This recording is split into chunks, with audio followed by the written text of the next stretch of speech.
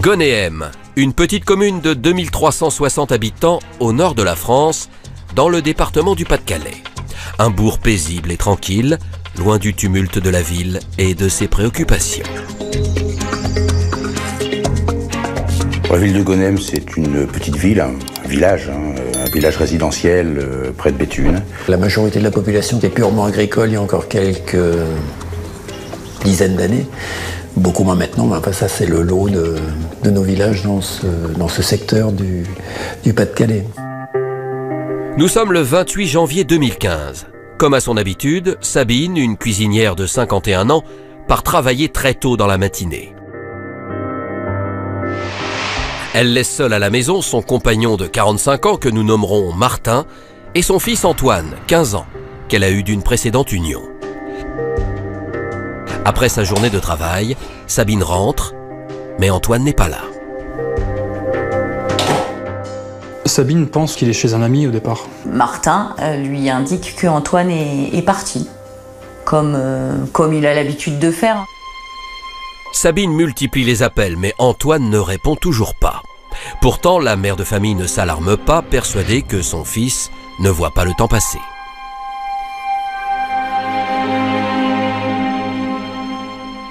Le lendemain, Antoine ne donne toujours pas de nouvelles, ne réapparaît pas à la maison, c'est ce qui semble un peu bizarre. Au petit matin, Sabine s'inquiète. Antoine n'a pas pour habitude d'être injoignable aussi longtemps. La mère part quand même travailler et demande à Martin de passer quelques coups de fil, un petit peu à des connaissances d'Antoine. Il finit par s'inquiéter, comme n'importe quel parent ou beau-parent peut s'inquiéter lorsque le temps commence à passer. Il décide de prévenir les services de gendarmerie. Après 24 heures sans nouvelles, Martin, le beau-père d'Antoine, signale sa disparition à la gendarmerie de Béthune en début d'après-midi. Une disparition inquiétante pour les forces de l'ordre et pour la famille d'Antoine. Alors sans attendre, elle placarde des avis de recherche partout, dans Gonéhem. Tout le monde se met effectivement à chercher dans Gonéhem. On s'est dit qu'on allait être mobilisés avec les parents pour faire en sorte de pouvoir retrouver Antoine le plus vite possible, quoi.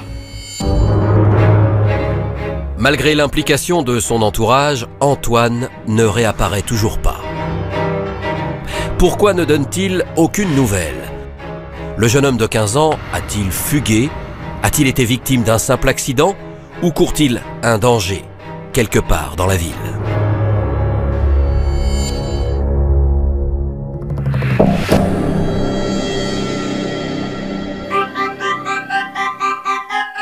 À Gonéhem, cela fait 4 jours qu'Antoine a disparu. Alors que les enquêteurs poursuivent leurs recherches, Martin décide de mettre toutes les chances de son côté pour le retrouver. À ce moment-là, il va prendre un peu en main les recherches autour d'Antoine. Très vite, des affiches sont placardées, il y a une grosse solidarité qui se forme autour de la famille, donc des amis d'Antoine. À ce stade de l'enquête, pour les gendarmes de la section de recherche de Béthune, 3 hypothèses sont plausibles. L'accident, l'enlèvement et la fugue. Alors pour les vérifier, tout est passé au peigne fin, de l'emploi du temps d'Antoine à ses fréquentations. On cherche le téléphone portable d'Antoine parce qu'on sait qu'il était très attaché. Antoine était tout le temps avec son téléphone portable. L'ordinateur, les amis, les copains, et puis, je le répète, l'entourage, est-ce qu'on retrouve quelque chose? Aucun élément nulle part, la famille ne sait pas, on nous répète qu'ils ne savent pas. Et les enquêteurs nous disent la même chose, c'est ce qui nous inquiète tout de suite. Seule certitude, le téléphone d'Antoine bornait dans un rayon de 2 km autour de son domicile la dernière fois qu'il a été appelé. Sans piste probante, les enquêteurs diligentent une enquête de personnalité. Dernier né d'une famille de 5 enfants, Antoine est décrit comme un adolescent qui aime la vie. Antoine, c'est quelqu'un de très joyeux, tout en train de trouver le mot pour rire. Antoine fait rire ses copains, beaucoup. C'est un peu le bout en train du groupe. C'est un garçon très souriant. Toujours très honnête, bonjour, au revoir, merci. Enfin, il transmettait pas d'ondes négatives en fait, toujours très positif. Si Antoine fait l'unanimité au sein de son entourage, l'enquête de proximité révèle sa part d'ombre. Côté scolarité, l'adolescent est particulièrement instable. Antoine, c'est un adolescent qui est quand même difficile, avec des relations qui sont... voilà, un adolescent qui est déscolarisé à ce moment-là, hein, depuis en tout cas la rentrée du mois de septembre. Je crois qu'il a été exclu de 3 lycées. C'est un adolescent qui est en pleine recherche de ce qu'il est, peut-être avec des éléments de souffrance un peu particuliers. Car Antoine n'a que 11 ans lorsque ses parents se séparent en 2011. Les parents d'Antoine sont divorcés. Antoine vit chez sa maman. Il n'y a pas beaucoup de contact entre la maman et le papa d'Antoine. Sa maman est très proche de lui. Antoine a en quelque sorte tout ce qu'il veut, comme beaucoup d'adolescents quelque part. Il a peut-être tendance à être surprotégé. 1 an après son divorce, Sabine rencontre Martin, son actuel compagnon, par le plus grand des hasards. Le papa d'Antoine et Sabine et Martin ont une passion commune. C'est les vieilles voitures américaines. Et ils se rencontrent à des expositions, des meetings de vieilles voitures américaines. Très vite, Sabine et Martin s'installent ensemble à Gonéhem, un nouveau départ pour cette famille fraîchement recomposée. C'est pas forcément une famille qui est très connue dans le village, c'est une famille très discrète, qui fait pas d'histoire, qui est une famille très calme, très posée, avec qui il n'y a aucun problème, ni de voisinage, ni autre. Pour les gendarmes, Antoine n'avait donc aucune raison de fuguer. Alors que lui est-il arrivé? A-t-il été victime d'un enlèvement ou d'un accident?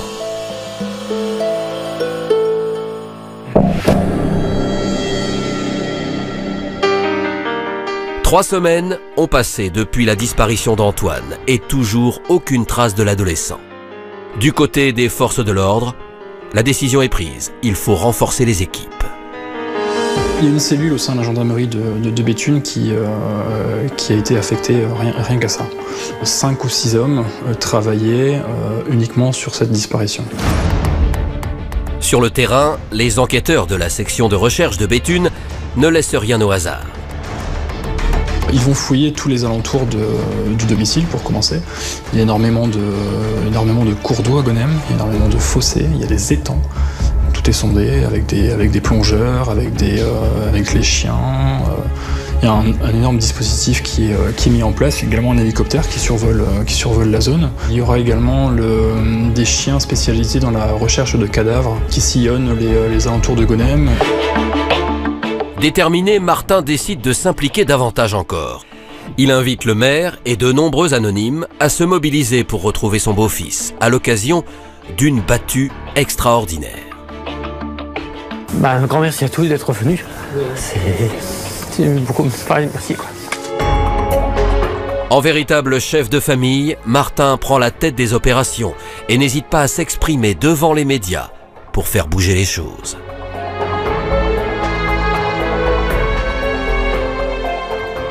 À la fin de cette battue, si on ne trouve rien, peut-être on ne sait pas où est-ce qu'il est aujourd'hui, mais on sait où est-ce qu'il n'est pas. C'est un petit début de quelque chose. C'est infime, mais quand on n'a rien, c'est beaucoup. Le beau-père d'Antoine, on le sent très investi dans l'affaire. Il y a de mémoire environ 200 personnes qui se déplacent pour rechercher un indice. Les gens ont besoin de savoir, ils n'acceptent pas de ne pas savoir. Oui, l'expression dernière chance, c'est un peu ça. Il faut absolument qu'on sache. Et c'est pour ça que cette battue réunit autant de monde. Mais toujours rien. À ce stade de l'enquête, impossible de savoir si Antoine est toujours vivant. Cela fait maintenant 3 mois que sa famille espère le retrouver. Démuni, Martin finit par craquer. Il a pleuré. Donc, très sûr de lui, il savait que tôt ou tard, Antoine allait revenir, qu'il ne fallait pas s'inquiéter. Enfin, il avait l'attitude d'un père, quoi. La maman d'Antoine, c'est terrible pour elle, encore une fois, même si on se raccroche au fait qu'il va revenir. Et je crois qu'elle s'y accrochait jusqu'au bout. Plus le temps passe, plus c'est loin, plus c'est compliqué. On a toujours l'espoir de retrouver son enfant vivant tant qu'on ne l'a pas trouvé mort. Pour Martin, comme pour Sabine, l'espoir fait place au scepticisme. Les enquêteurs, quant à eux, sont dans l'impasse. Est-ce qu'on saura un jour où est-ce qu'il est parti? Est-ce qu'il est en fugue? On ne sait pas ce qu'on cherche finalement, parce qu'on a un peu de mal à imaginer qu'il y ait pu y avoir un enlèvement, même si ça arrive. Antoine, c'est pas un gamin frêle.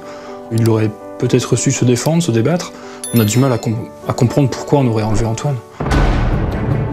Si l'enquête s'enlise, les gendarmes de la cellule, spécialement créée pour retrouver Antoine, ne se résignent pas. Parviendront-ils à recueillir de nouveaux indices? Trouvera-t-on un jour la trace d'un suspect? Les enquêteurs ne le savent pas encore, mais un rebondissement spectaculaire va se produire dans cette affaire.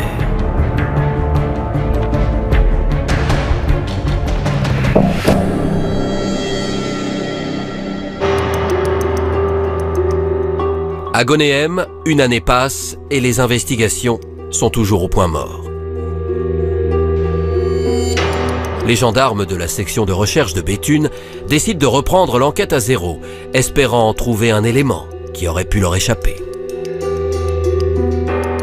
Une centaine de personnes interrogées 2 fois. Tout a été repris depuis le départ parce que malgré tous les interrogatoires, malgré toutes les recherches, tous les moyens qui ont pu être déployés sur place, on n'avait rien, absolument rien. Un acharnement hors du commun qui laisse certains professionnels sans voix. On a face à nous des gens qui ont beaucoup d'expérience, qui ont 30 ans de métier dans la gendarmerie et qui nous disent on n'a jamais vu ça. J'ai travaillé ailleurs, j'ai vu des disparitions, on n'a jamais vu ça à ce point-là, de ne pas avoir de traces, avoir aucun élément. Même si c'est pas dans l'esprit de la maman à ce moment-là, je pense que les gendarmes cherchent un indice ou un corps.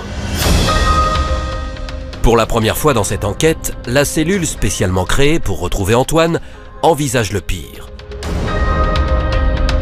À cet instant, le parquet l'ignore, mais il va prendre une décision dont il n'imagine pas les conséquences.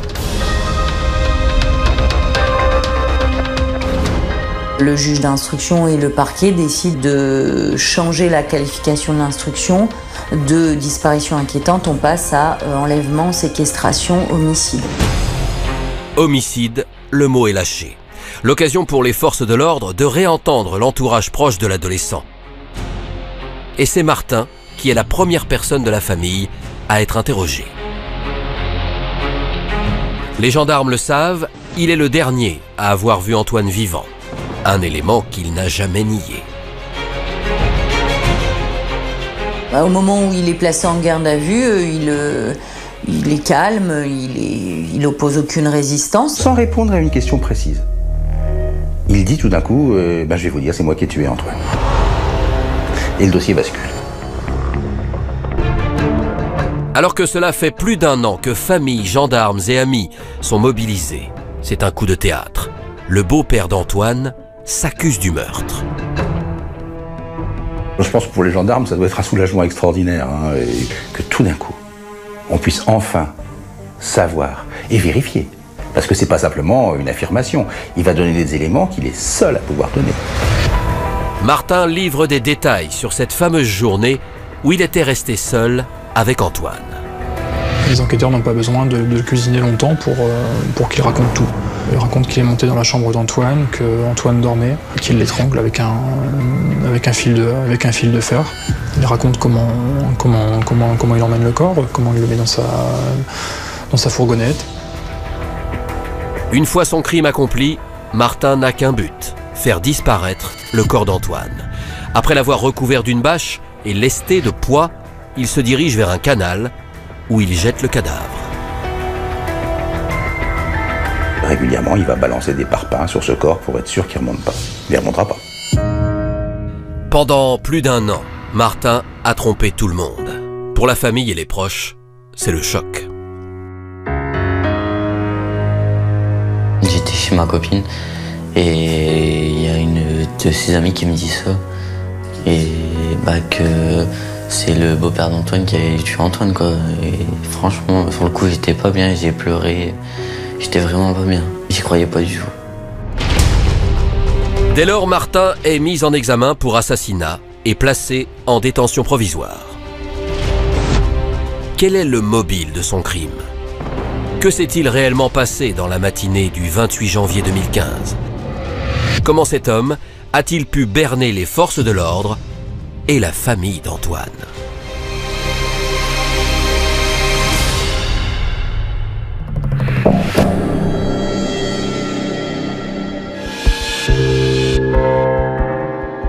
À 6 heures du matin, au lendemain des aveux de Martin, les techniciens de l'identification criminelle ainsi qu'une équipe de plongeurs se rendent à l'endroit où se trouve le corps d'Antoine.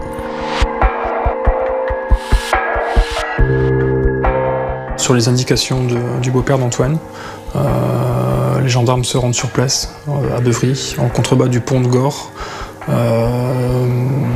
au canal d'Air. Donc les indications du beau-père sont très précises. Les gendarmes y vont au petit matin et ils n'ont aucun mal à trouver l'endroit. Ils remontent des parpaings un à un et ils finissent par remonter cette bâche avec le corps d'Antoine à l'intérieur. Martin disait donc vrai. 14 mois après la disparition d'Antoine, les plongeurs remonte le corps à la surface. Je pense que pour les gendarmes, ça doit être un soulagement extraordinaire, hein, et que tout d'un coup, on puisse enfin savoir et vérifier. Le corps du jeune homme est aussitôt envoyé à l'Institut médico-légal pour y être autopsié. Sur place, la tâche s'annonce compliquée pour le médecin légiste. Le rapport d'autopsie, malheureusement, ne peut pas apporter beaucoup d'éléments, puisqu'effectivement, le corps ayant séjourné dans l'eau pendant plus d'1 an, il était en état de décomposition. Dans le village, la nouvelle des aveux de Martin, jusque-là restée confidentielle, et de la découverte du corps d'Antoine se répandent comme une traînée de poudre. La juge d'instruction apprend le décès d'Antoine à la famille. On avait entendu dire qu'un cadavre avait été retrouvé dans le canal de Beuvry. Maintenant, c'est vrai qu'on n'imagine pas une seule seconde que ça puisse être Antoine. Jusqu'au moment où le pharmacien de Gonem vient dans le restaurant et nous annonce que si, c'est Antoine et que c'est son beau-père qui a commis ça, quoi. Habitants et gendarmes prennent alors conscience que Martin avait extrêmement bien organisé son affaire. C'est le film d'Hitchcock, le crime était presque parfait, c'est le presque qui pose problème. Et lui, il avait, je pense, une trouille bleue que le corps remonte. Et qu'à partir de ce moment-là, on puisse trouver d'autres choses. La particularité, le côté exceptionnel de ce crime, c'est sa préparation, c'est sa réalisation, et c'est le fait que on est presque au crime parfait. Hein. On est presque au crime parfait. Martin a presque pensé à tout. Lorsqu'elle apprend la nouvelle, le monde de Sabine, la mère de Martin, s'effondre. L'espoir est fini. Antoine n'est plus là, Antoine est depuis presque 1 an au fond d'un canal. Ça, c'est une première chose qui est insupportable. Pour n'importe quelle maman, c'est insupportable. Puis il y a une deuxième chose, qui est, quand on y pense, mais terrible, abominable, c'est que cette femme, depuis presque 1 an, vivait avec comme compagnon, avec tout ce que ça comporte d'être un compagnon, vivait avec quelqu'un qui semblait avoir pris en charge sa douleur et qui en fait était l'assassin de son fils. Et je crois qu'il y a les deux choses. Le principal, c'est la mort d'Antoine. Mais je crois que se dire qu'on a été leurré dans tout, dans ses sentiments, dans sa douleur, dans sa confiance, pendant 1 an, c'est terrible. Pour les amis d'Antoine, qui connaissaient bien Martin, le choc est tout aussi violent. Il est vu comme un monstre. Surtout dans un petit village comme celui-ci, quoi. C'est vrai qu'on se connaît tous plus ou moins. Il est vu comme un monstre. Parce qu'on l'a côtoyé pendant 1 an, on lui a dit bonjour pendant 1 an. À ce moment-là, j'en veux beaucoup au beau-père d'Antoine. Parce qu'il nous a berné du début jusqu'à la fin. Il a tout inventé. Les tracts, il nous donne des tracts en disant qu'il est habillé de telle manière, qu'il est parti à telle heure. En étant humain, j'arrive pas à comprendre qu'on puisse inventer de telles choses, quoi. Dans le village, l'émotion fait alors place à la stupeur et à l'incompréhension. Comment et pourquoi cet homme de 45 ans, apprécié de tout le monde, a pu commettre un acte aussi barbare? A priori, Martin, c'est quelqu'un de très gentil, lui aussi très aimant, et tout le monde dit, les sœurs d'Antoine le disent aux enquêteurs, il ne ferait pas de mal à une mouche. Et c'est une phrase qui est reprise souvent. Et donc oui, il peut être suspecté parce qu'il était la dernière personne à avoir vu Antoine vivant, mais a priori, il est au-dessus de tout soupçon. Quelles sont les raisons qui ont poussé Martin à se débarrasser d'Antoine? Pourquoi avoir mené tout le monde en bateau pendant plus d'1 an? Et surtout, comment a-t-il pu garder un tel sang-froid pendant tout ce temps?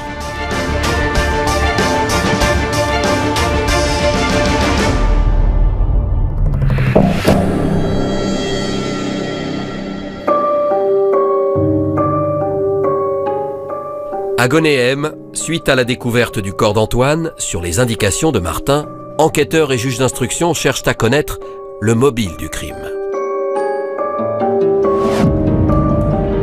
Pour répondre à cette question, Martin évoque de manière très succincte des rapports difficiles avec son beau-fils. En apparence, tout se passe bien.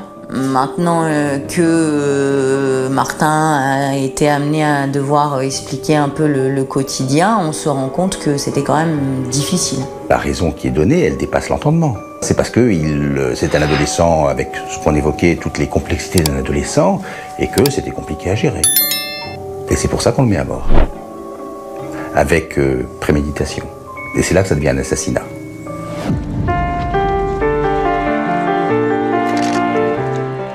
« 11 jours après la découverte du corps, une marche blanche est organisée en hommage à Antoine.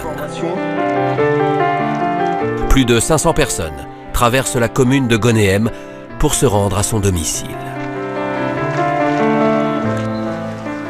J'ai souvenir d'une cérémonie très recueillie, hein, forcément les gens catastrophés, avec de nombreuses personnes et de nombreuses personnes des villages voisins aussi. On est venu jusqu'ici devant à la maison Antoine, à pied, avec des t-shirts, des ballons. Puis on a fait 1 minute de silence. J'ai déposé une fleur devant la maison d'Antoine pour au moins montrer que je suis présente et que je pense beaucoup à ce qui se passe et que ça me perturbe tout autant que le village, quoi. Malgré l'hommage rendu, nombreux sont ceux qui éprouvent de la rancœur à l'égard de Martin. Ah, j'ai de la haine. Je me contiens, hein, mais j'ai beaucoup de haine. Le beau-père d'Antoine qui dit que c'est lui qui a fait tout ça, mais ça fait vraiment mal. Il nous a bien baratiné. 3 mois plus tard, la juge d'instruction organise une reconstitution afin de faire toute la lumière sur les circonstances de la mort d'Antoine. Lors de la reconstitution, monsieur est calme, il souhaite coopérer à cette reconstitution. Ça a toujours été son état d'esprit depuis la garde à vue. Il a donc reproduit les gestes qu'il avait faits le 28 janvier. Il se rappelle très précisément de tout. Parfois, il doit réfléchir un peu. Martin reproduit les gestes dans la maison où il a vécu et où son ex-compagne, Sabine, vit toujours. Après de longues heures, la reconstitution se poursuit. Cette fois, Martin mime la façon dont il s'est débarrassé du corps.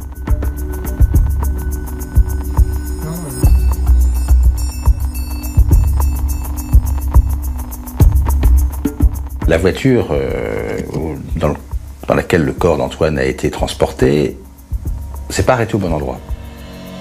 Et il l'a fait bouger. Mais il l'a fait bouger de 2 mètres. Ça veut dire que son souvenir était extrêmement précis. Il est effrayant de lucidité par rapport à son crime. Une fois la reconstitution terminée, Martin retourne dans sa cellule de la maison d'arrêt. Mais alors que son procès devait avoir lieu courant 2017, coup de théâtre. L'homme de 46 ans est retrouvé pendu dans sa cellule. Aux yeux de la justice, il reste donc présumé innocent.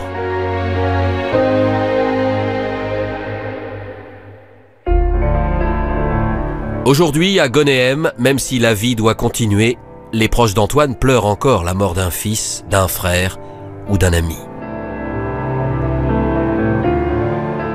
Malgré cette douleur indélébile, tous se souviendront à jamais d'un adolescent vivant et parti trop tôt. La mort d'un enfant, c'est comme une amputation. On ne guérit pas d'une amputation. On doit essayer de vivre avec. Et je crois que c'est comme ça qu'ils sont actuellement, et c'est très difficile pour eux.